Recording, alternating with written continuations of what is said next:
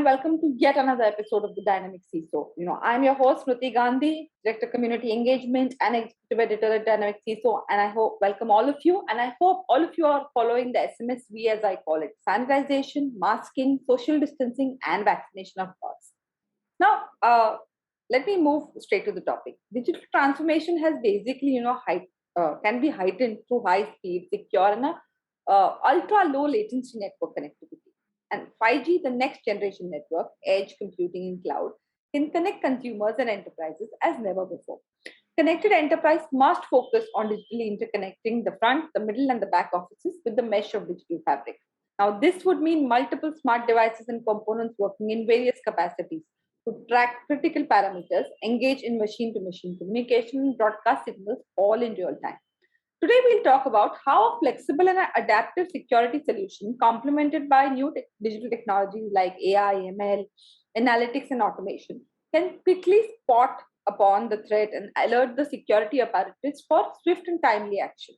Our guest today is even more closely working with organizations to help audit vulnerabilities, mitigate risk, and prevent loss of sensitive information and revenue from a potential data breach, thereby protecting brand reputation. With great pleasure, I now welcome our guest for today, Colonel Sanjeev Relia. Sir is a senior advisor to Alea Consulting, leading the cyber security practice. He served in the Indian Army for 32 years in the corps. Since 2010, he has been in the field of cyber security and has been responsible for creation of cyber security infrastructure for the Indian Army, implementation of cyber security policies, and training. He has undertaken 2 years of research work at the National Security Think Tank, United Services Institution of India, and represented it at several international panels, including EWI, New York, and CSIS, Washington, D.C. He is a regular contributor on cybersecurity issues to various strategic publications in the country and has also authored a book titled Cyber Warfare, Its Implications on National Security. Welcome to the show, sir. Thank you so much. Thank you so much. Pleasure to have you. Without further ado, let me straight move into our interview. Now, I want to, everybody has been talking about, as I started also talking about the SMSV, everybody has been talking about the pandemic. Now, the pandemic has made all the industries, more vulnerable from a cyber security perspective. How are the Indian companies addressing these cyber attacks? Yes, the pandemic has made all of us very, very vulnerable, especially through the cyberspace. And we need to take a look on how the Indian industry is coping with this.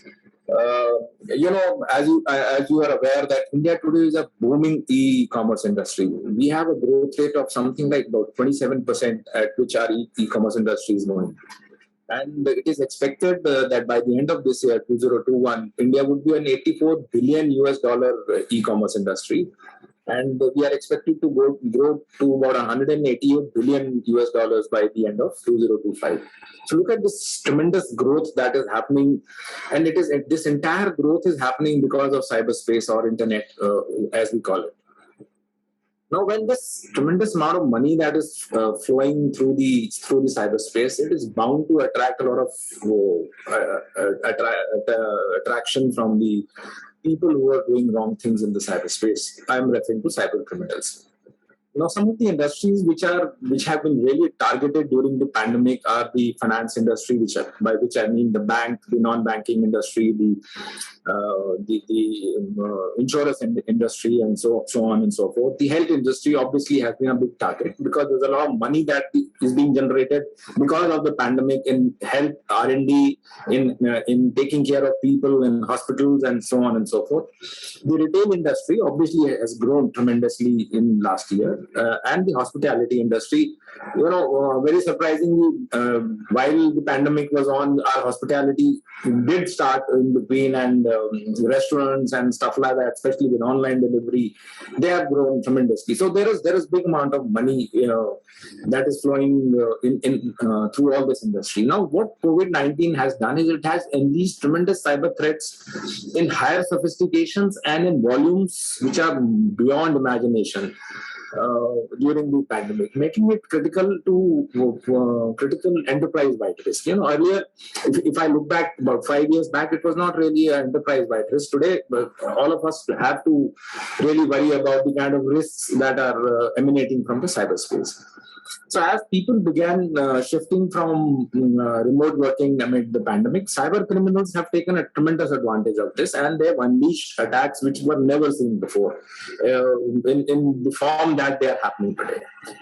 As per a study which was done by the Cisco, about 73% of the Indian organizations have experienced 25% jump in cyber attacks in last year plus since the pandemic has come.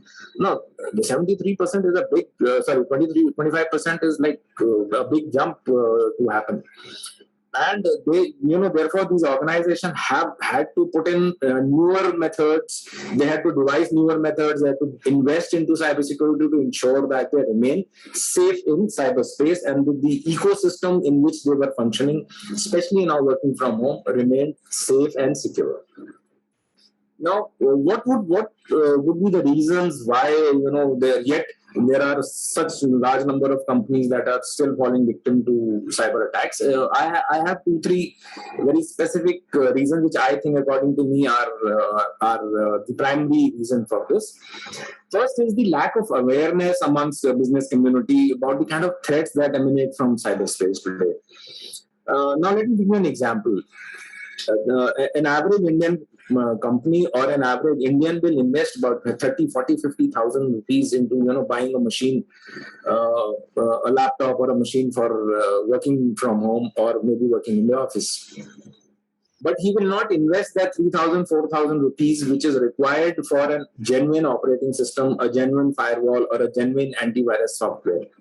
It is like making a beautiful house where you're not putting any windows or doors in it. And obviously, when you don't do these, don't put security and firewalls and operating systems, they may be very basic, but they are the first line of your defense at your endpoint.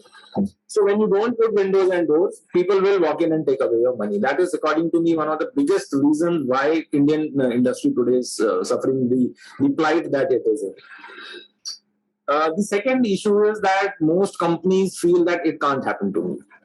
That it can't happen to me attitude. I will see my a similar industry, my peers going through this aspect, but no, my IT team is taking care of it. I have these 3 guys who are like brilliant, and they will ensure that nothing will happen. No, it doesn't work like that. It can happen to anyone. I mean, even my laptop, despite being a cyber security personnel, suffers phishing emails, suffers cyber attacks. So these things can happen to anyone, and the day it happens to you, you will end up losing money and your reputation.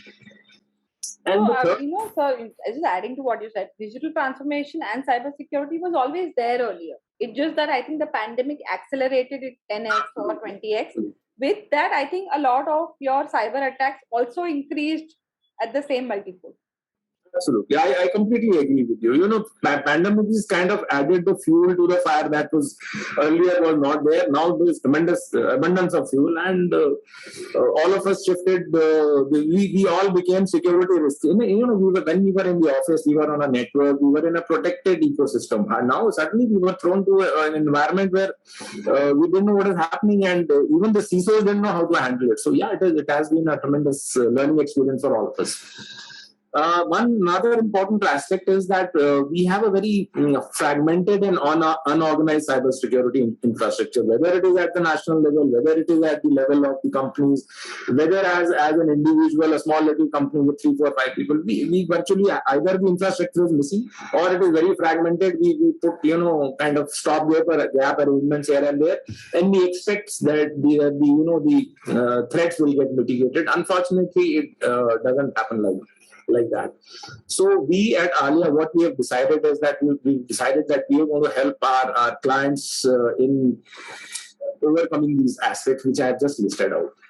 We are committed to work very, very closely with them and ensure that these risks which have emanated during the pandemic are mitigated, managed, and monitored, and our clients remain safe when they are operating in the cyberspace. And that is what I call as creation of a secure cyber ecosystem for your organization.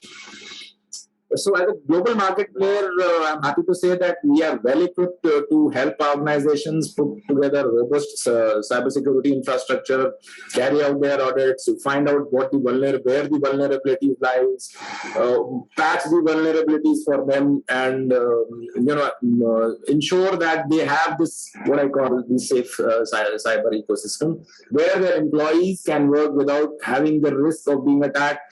The company can flourish without the risk of their reputation being attacked. So just I want to add, what you're saying, about how you said that you are looking at, creating a very secure network for the organization where all the employees are. So how important do you think, or are you think that people, organizations in India are doing enough to make the employees aware about cybersecurity? How important is it, or is it only happening in the larger and the regulated industry? So, employee awareness is the most important issue, and no, it is not happening in India. Unfortunately, we ourselves as an organization, if I'm CEO of an organization or MD of an organization, I still myself am not aware what are the kind of threats that are happening, what are the kind of solutions that I need. So no, the organizations today are not really doing enough to putting in one word, they're not really doing enough to kind of educate their employees. There are still major gap areas in the front where larger companies are concerned. They also have gap areas. But as far as the smaller and the medium-sized companies are concerned, most companies rely on their IT team, or they don't even have an IT team. They outsource their IT requirement also, and they completely rely on these 2, 3, 4 people to take care of all their IT needs as well as the cybersecurity needs. So cybersecurity needs don't. IT teams are ill-equipped today. Even I was an IT man. I shifted into cybersecurity from IT about 10, 11 years back. And even I thought when I had made the shift that IT is the solution for cybersecurity.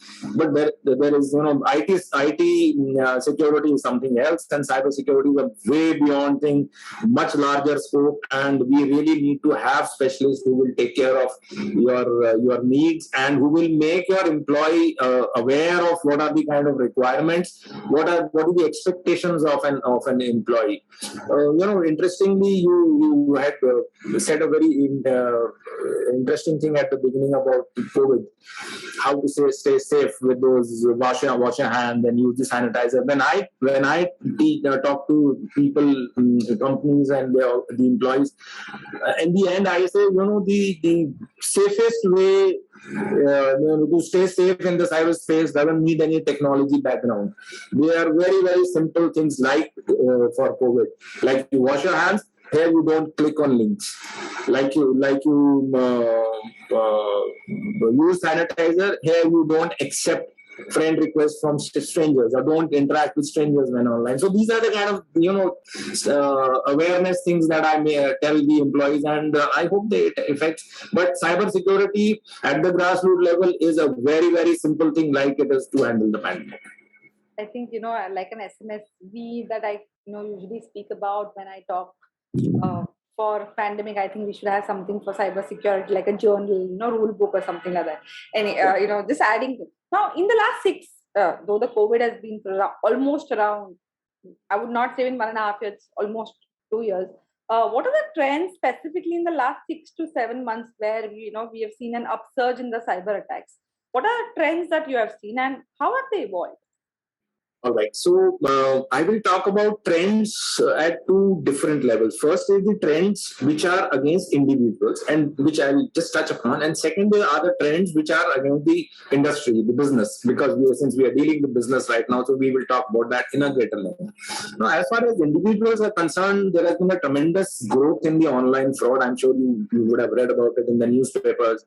Every news channel today is covering about it. There have been number of banking frauds involving credit card, debit cards, and especially older people are being targeted. That is one of the disturbing trends as far as individuals are concerned. The second disturbing trend in India is that the number of dark web users in India is growing tremendously. Now, dark web traditionally visited only by two people. One are cyber criminals and two are teenagers. Teenagers go there because they are curious, and cyber criminals for obvious reasons. Where you can buy drugs there, you can buy weapons there, you can, what is called feroti in Hindi, you can pay there and have somebody murdered. Every possible kind of crime is happening on dark web, and Indians are becoming more and more Indians have started to use the dark web, which is a very, very disturbing trend. And this has happened over the past year and a half. The third trend, which is an extremely disturbing trend as far as individuals are concerned, is the use of online pornography. Now, when I say use, is one, Indians are amongst the largest consumers of online pornography, and two, India today has become one of the biggest uploaders of online pornography, especially child pornography, which is a very sad thing. I don't know where has this culture evolved from, but this is a truth today, and this is a very disturbing trend. So as far as individual trends are concerned, I think these are the three areas which we really need to do better and take control of things. Now, coming to the industry, yes, ransomware has been the biggest threat as far as industry is concerned. Last about a year, India has become the second most targeted country as far as ransomware is concerned, and the attack. The way ransomware industry is going is not a joke, look at the organization, and I have a client who's a 3-man company, just 3 people working from home. They have faced ransomware attack. The mithai shop Haldiram has faced ransomware attacks, and people are today paying money to get their data decrypted and released from these cyber criminals. So ransomware has proven to be the biggest threat to the financial industry, to the government, to the health industry, to transport sector, every name and industry. It has been the biggest threat. It has caused something like globally about US $1 billion of losses has been caused because of ransomware. That money being paid by companies. Lockbit and Maze are 2 ransomware which have gone completely wild in the last 6-8 months. There are newer versions of these both ransomware which are propagating. All kind of business houses have been attacked. After ransomware, I think the next biggest threat that I feel is the data breach. Now, data breach can happen for various reasons. I will not go into those reasons why a data breach happens, but data breach is happening in a big way. Data is being sold on the dark web.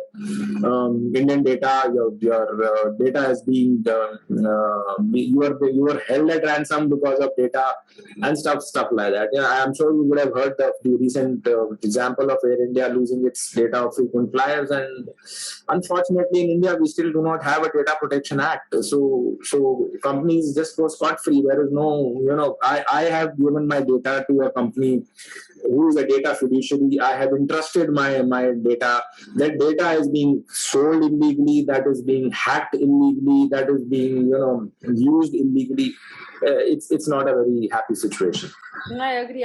There was this news article which said about the pizza chain leak of data, where you could go to type in something and you will get how many orders you placed if you type in your phone number. I actually tried it, and yes,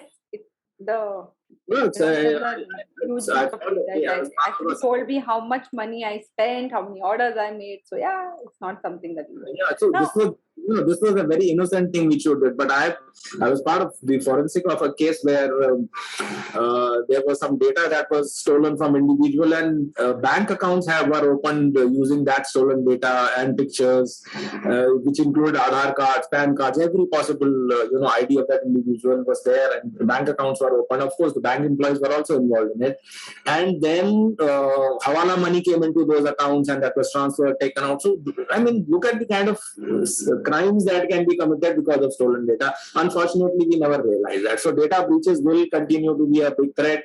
Companies will be held at ransom because of data.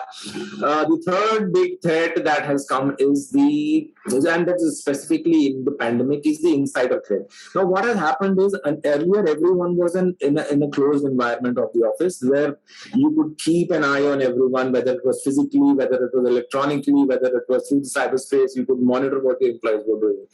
Today, working from home, machines which belong to individuals, where I have not really been able to install any kind of application which could do this job which was happening earlier. The insider threat has gone up tremendously.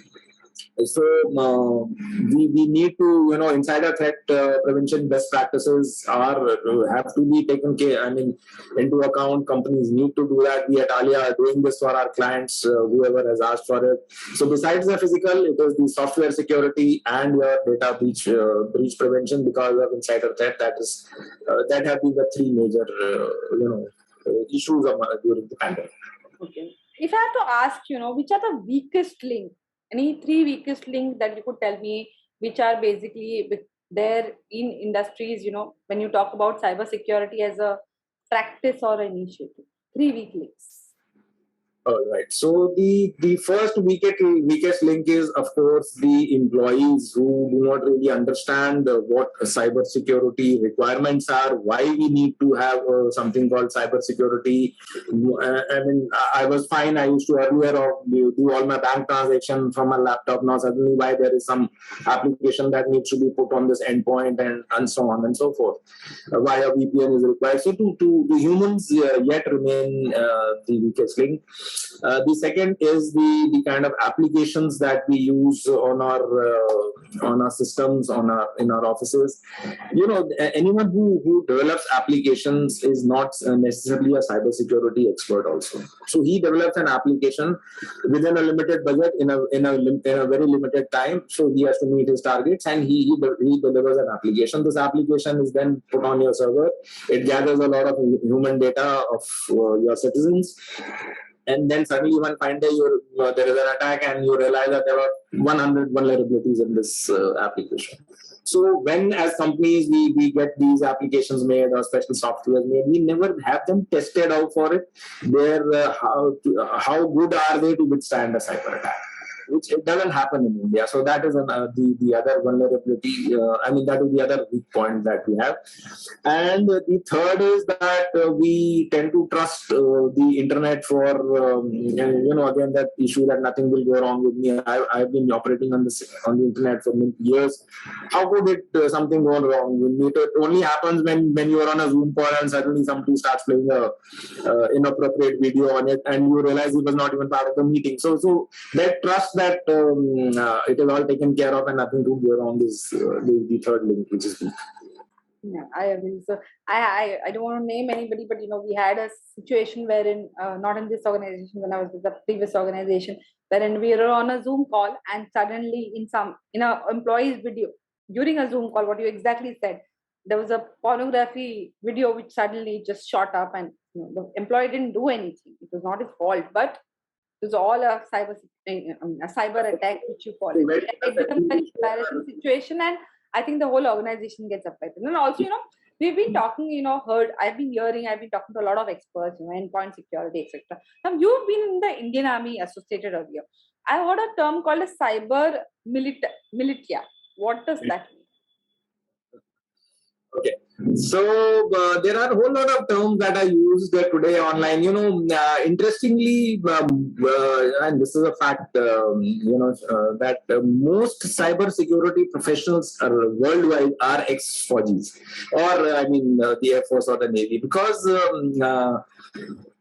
interestingly, the American Army or the American Armed Forces were the first people who realized that they need to secure their networks, and hence perhaps the aspects of cybersecurity started to initiate from there. So today, most professional cybersecurity professionals have in some way or the other been associated with the armed forces. Okay, now coming to your question, what is cyber militia?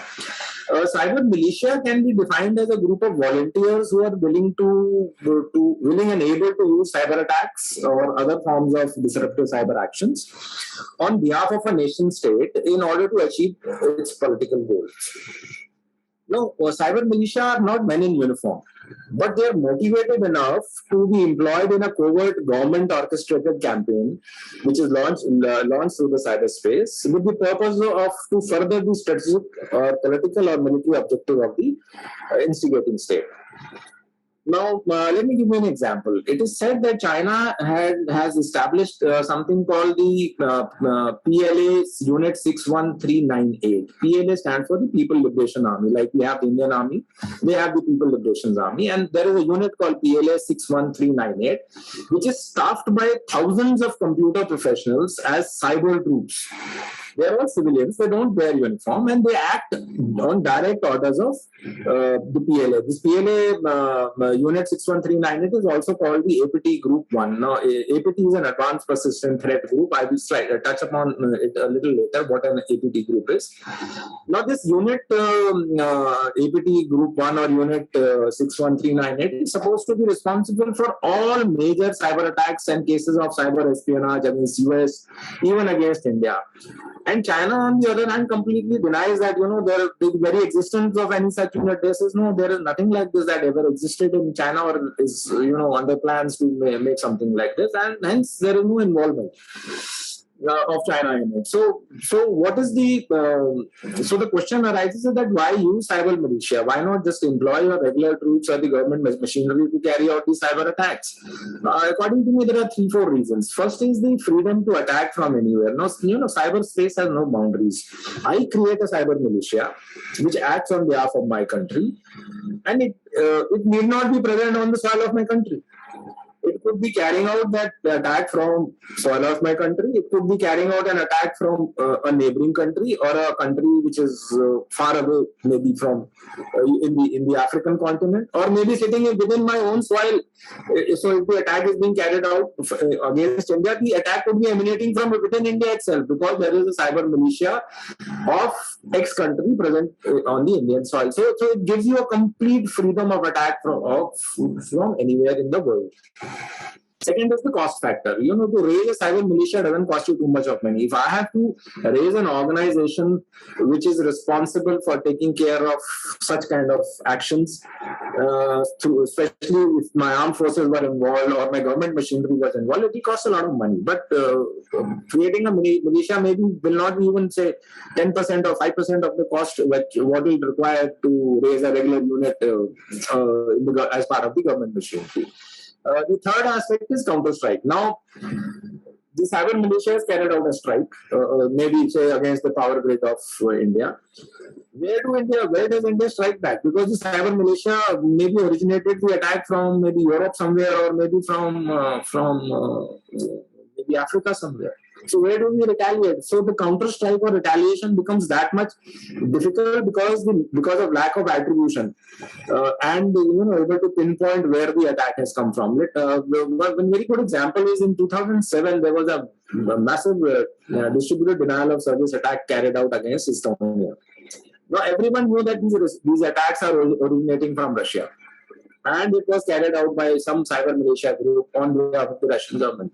But there was no way to prove it. The NATO, which carried out the entire, post these attacks, they carried out a systematic study of it. Even they couldn't prove it that Russian soil was used for this. So that is, and hence there is no counter-strike by the NATO for the Estonian attacks. And last but not the least is that the laws of war do not apply to cyber militia. They applied only to the armed forces. So if there is a sabotage carried out where people are killed, where damage is caused, and even if the cyber militia is caught, the laws of armed conflict do not really apply to them. So yes, cyber militia is a very, very potent weapon which a country can use to initiate serious kind of threat and cyber attacks against India.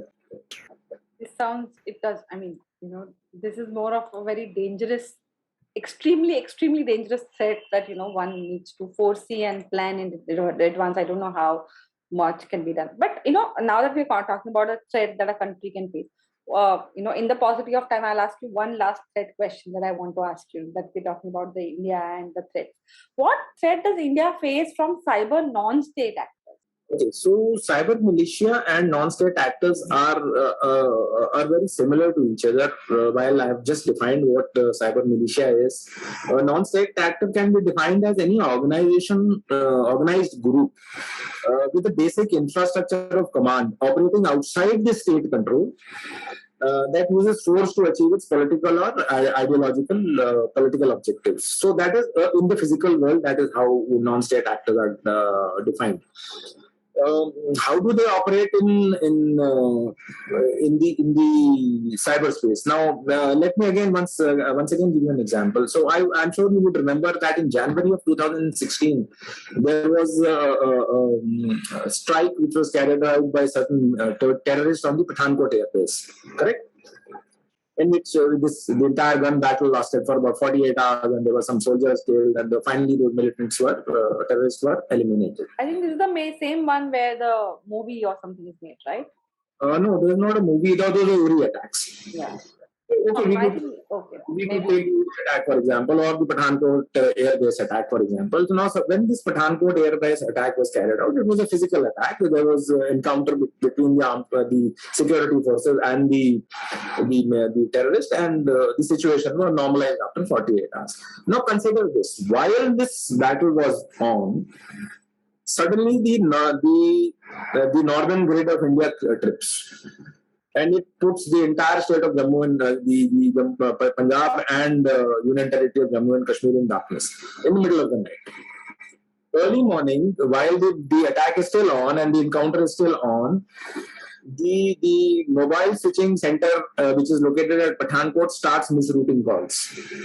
And when I am trying to reach somebody on that airbase, I am not able to reach. Suddenly, there are thousands of pictures which appear on Twitter and Instagram and Facebook where aircrafts are shown burning and soldiers are shown dead.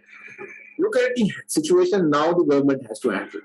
And these are the kind of acts which are done by non-state actors in the cyberspace. While the non-state actor was carrying out the physical attack also, a non-state actor in the cyberspace can increase the magnitude of the attack many folds through the cyberspace, which I just gave you an example. So there are three kinds of threats that any nation faces from non-state actors in the cyberspace. The first threat is espionage. Espionage perhaps is one of the oldest professions. Ever since kings have been there have been state-sponsored espionage, and it goes on even today. I'm sure you heard about the Pegasus thing and how it is snooping and stuff like that. So, why is espionage carried out by the non-state actor on behalf of a state? Because the state obviously doesn't want to get involved. And why is espionage required? It is required to gather information, whether for a physical attack or whether for an attack which is orchestrated through the cyberspace.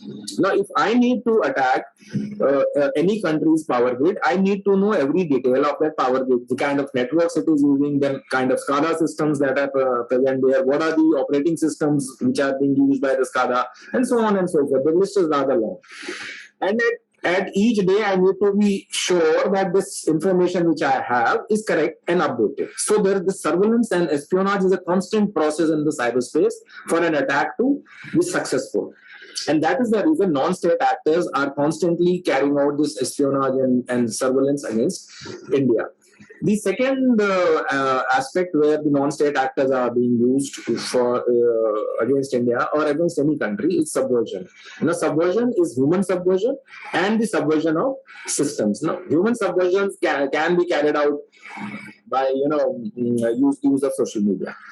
Tremendous amount of brainwashing and people being subverted. There have been enough examples. ISIS has done it very successfully, where Indians have gone and joined ISIS in Syria and stuff like that. So that is one kind of subversion. The second subversion is when a system which is working for me is subverted by this non-state actor to continue working for me, but yet either give him information or at a critical junction just stop working for me. So when I needed that system, whether it is a telecommunication system, whether it is a banking system, whether it is a power grid system, when that critical juncture comes, suppose the Uri attack or the Pathankot airbase attack, that system goes down, which I just gave you an example how the power grid could go down. So that that system has been subverted to work for that non-state actor. And third, of course, is a sabotage where the system just doesn't work at all when it is required the most. It is said that post the Galwan standoff with China, the Chinese hackers, especially the Relia group, targeted the Indian power industry. And the Mumbai blackout is attributed to the Chinese cyber attacks.